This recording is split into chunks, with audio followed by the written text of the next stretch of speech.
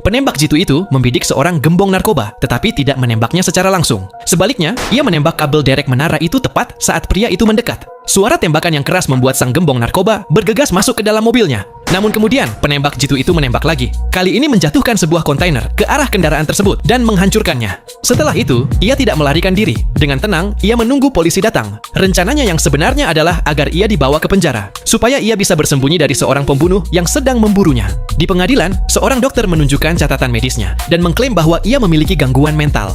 Karena itu, ia tidak dikirim ke penjara, melainkan dibawa ke rumah sakit jiwa. Namun saat dalam perjalanan ke sana, penembak jitu itu menyadari sesuatu yang aneh. Semua orang di sekitarnya mengenakan earphone. Menyadari ada yang tidak beres, ia mendorong beberapa orang dan berlari masuk ke sebuah ruangan terdekat. Ketika para pembunuh menyadari identitas mereka telah terbongkar, mereka segera mengeluarkan senjata dan mulai menembak siapapun yang ada di sana. Pada akhirnya, hanya satu dokter yang selamat secara kebetulan. Sementara itu, penembak jitu itu berhadapan langsung dengan sang pembunuh. Ia dengan cepat merebut senjata si pembunuh dan membidik balik ke arahnya. Namun saat ia menembak, suara tembakan yang keras membuat posisinya ketahuan. Dua pembunuh lain mendengar dan segera datang. Penembak jitu itu bersembunyi di balik pintu, bersiap untuk menyergap mereka. Tetapi salah satu pembunuh tiba-tiba menendang pintu, membuatnya terlempar. Pembunuh itu menyerbu masuk dan menembak dengan cepat. Saat sang pembunuh berhenti untuk mengisi ulang peluru, penembak jitu melompat bangun dan melawan, dan berhasil menguasai keadaan.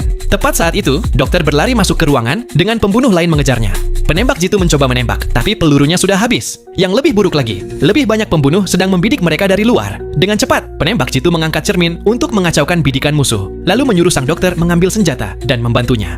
Tak sengaja, dokter itu melihat rekannya yang terluka, dan ia bergegas menolongnya. Pembunuh melihatnya dan menembak, tapi untungnya, senjata yang tersandang di punggung sang dokter melindunginya dari peluru itu. Saat itu juga, penembak jitu mengambil senapan, memberikan kaca pembesar kepada dokter, dan menendangnya ke arah jendela. Ia kemudian membidik melalui kaca pembesar di tangan dokter itu, dan menembak. Pelurunya menembus tepat melalui lensa, dan mengenai kepala sang pembunuh. Saat mereka hampir merasa lega, sekelompok orang lain muncul. Penembak jitu mencoba pergi, tapi dokter itu tiba-tiba menyerangnya dari belakang, dan menyuntikkan obat penenang. Ketika penembak jitu terbangun, ia menyadari bahwa dirinya telah tertangkap. Kelompok itu ingin memaksanya membunuh seorang tokoh penting. Pada awalnya ia menolak, tetapi ternyata mereka sudah menanamkan bom kecil di dalam tubuhnya. Tidak punya pilihan lain, ia pun setuju dengan satu syarat, sang dokter harus ikut dengannya. Nah, cuplikan adegan dari film bernuansa action ini bisa kalian saksikan dengan judul The King of Sniper Assassination 2023.